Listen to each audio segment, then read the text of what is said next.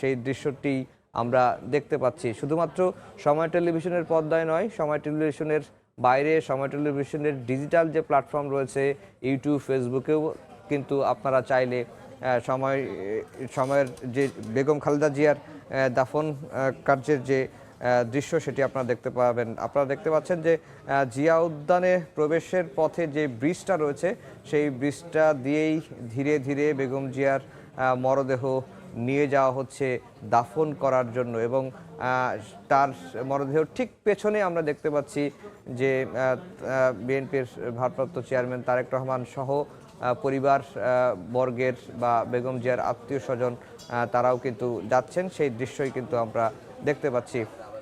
দর্শক, যেটি বলে রাখি যে গতকালকে ভোর ৬টায় প্রায় ১ মাস ১০ দিন রাজধানীর এভার কেয়ার হাসপাতালে চিকিৎসাধীন থাকা অবস্থায় ৩০ ডিসেম্বর ভোর ৬টায় বিএনপি চেয়ারপারসন, সাবেক ৩ বারের প্রধানমন্ত্রী, গণতন্ত্রের আপসহীন নেত্রী বেগম খালেদা জিয়া মৃত্যুবরণ করেন এবং তার মৃত্যুর পরই দেশের রাজনৈতিক অঙ্গনে শোকের ছায়া নেমে আসে এবং পুরো বাংলাদেশই তার জন্য শোকাবহ, পুরো বাংলাদেশেই বেগম জিয়ার মৃত্যুতে শোকাবহ পরিবেশ তৈরি হয় এবং রাজনীতিতে এক অপূরণীয় ক্ষতি হয়েছে।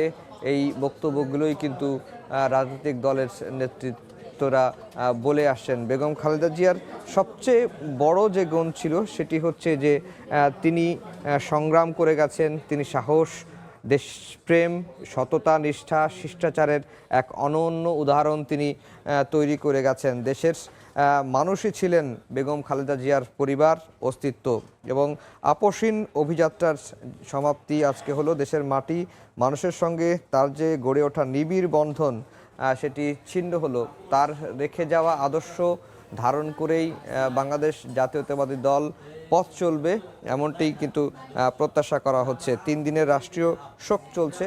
এই 3 দিনের রাষ্ট্রীয় শোকে জাতীয় পতাকা অর্ধনমিত রাখা হবে এবং বিএনপিও 7 দিনের শোক কর্মসূচি পালন করছে। আর যেটি বলছিলাম যে বেগম খালেদা জিয়ার যে নির্বাচনী রাজনীতির ইতিহাস, তিনি তার জীবদ্দশায় 5টি সংসদ নির্বাচনে অংশ নিয়েছেন। এর মধ্যে 5টি সংসদ নির্বাচনে 23টি সংসদীয় আসনে তিনি প্রতিদ্বন্দ্বিতা করেছেন।